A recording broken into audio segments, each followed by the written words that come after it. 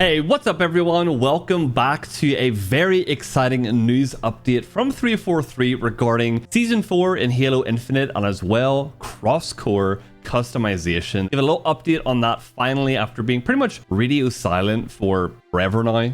If you didn't know, 343 have begun doing these little updates using their official Discord server where they get on the stage and we can basically join the audience and listen to what they have to talk about. It is really fun, very interactive as they take questions from the chat, and it's just an overall really fun time. So we're going to hop straight into this update from 343 and I'm going to explain to you exactly what they went over in this Discord community stage session. So the priorities that they mentioned that they are currently working on is networking and desync improvements. Obviously, this has been spoken about since day one of Halo Infinite, and they're still trying to tackle some of the bigger issues regarding desync and just networking problems overall with the game. They did mention that this is obviously a very difficult thing to go after. It's not like a single switch will fix everything, but they do have a few bigger target items that they're going to try and knock out to hopefully fix a lot of these networking issues. The only problem that comes along with that is they said this is going to take time. It's not going to be a season 4 thing. It might be season 5 or beyond because it is so ingrained in the game, which is obviously very unfortunate, and I wish that was never the case. But the reality is that this is what they have to do to try and fix it. So as long as they have something they're going after,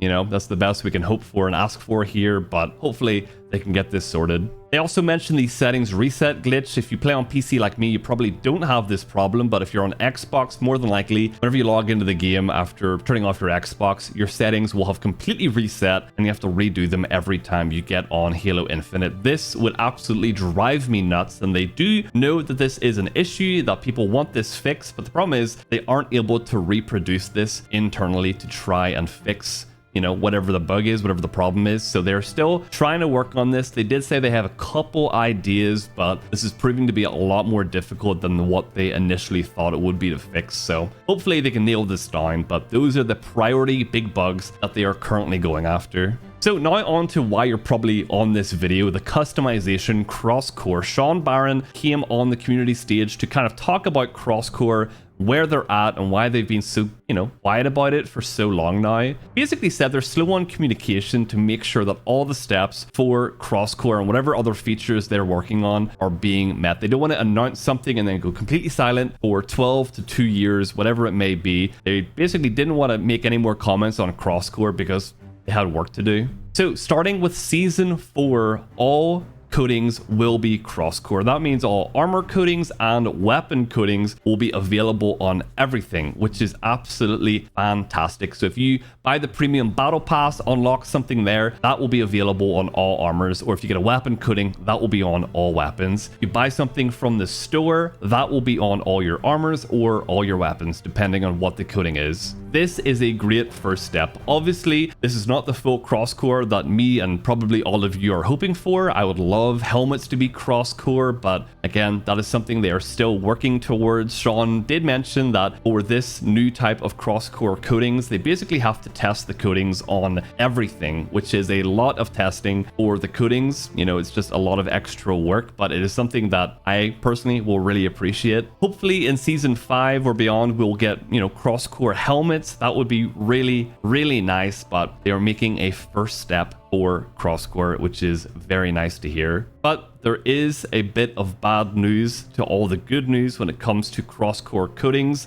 Unfortunately, this is Season 4 and beyond. That means Season 1 to 3 coatings will not be made cross-core. So if there is a coating in Season 2 that you absolutely loved, that is not going to magically turn cross-core overnight. It's only going to be Season 4 coatings and beyond. I assume the reason for this is the amount of work and probably money it would cost to go back to all these previous coatings to make them available on all the cores would be too much. I guess it's Microsoft, but it's too much, I suppose. But that is probably the reason why, unfortunately. So Season 4 and beyond is nice, but if you did have a favorite from a previous season, that will not be changing, which is very unfortunate.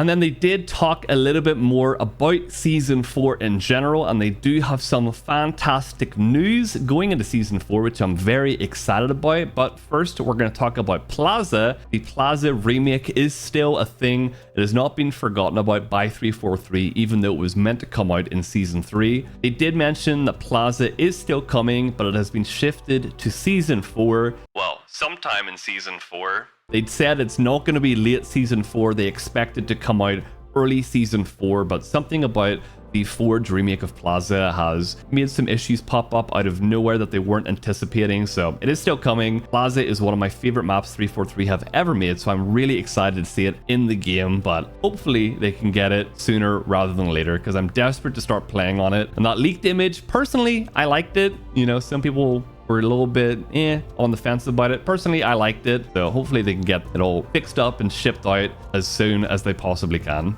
So moving on to what's next in Season 4, something that will actually be there day one, military career rank. That is something that is confirmed for Season 4. Finally, Halo Infinite is getting a career progression system. This is something that people have been wanting since day one. They have been so desperate to have their playtime actually go towards something outside of a battle pass. And finally, starting day one of Season 4, we are getting the career rank, which is military ranks, by the way. So it's getting that kind of classic look to it, which I'm a massive fan of. From the leaks, it appears there are 270 ranks, which is an absolute ton. I have no idea how long it's going to take to get the max rank, or if it's, you know, it might not even be possible. It might take you like 30 years or something. I have no idea what the system is going to be like or how long it'll take to grind, but all I know is I'm excited to have my playtime actually earn towards something. I don't know if it's retroactive, where my previous playtime experience will give me a rank a little bit higher on day one of Season 4 if we all start from the base.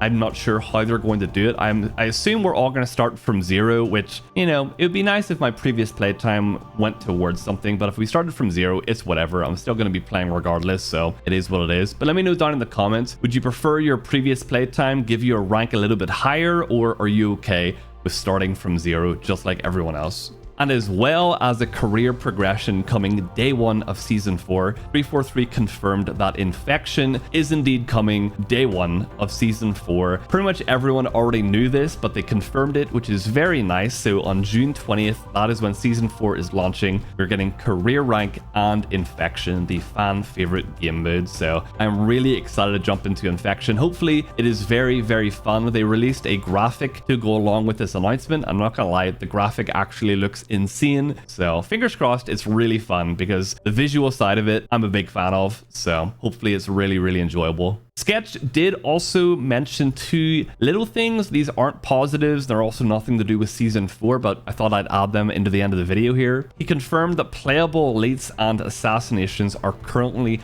not in development.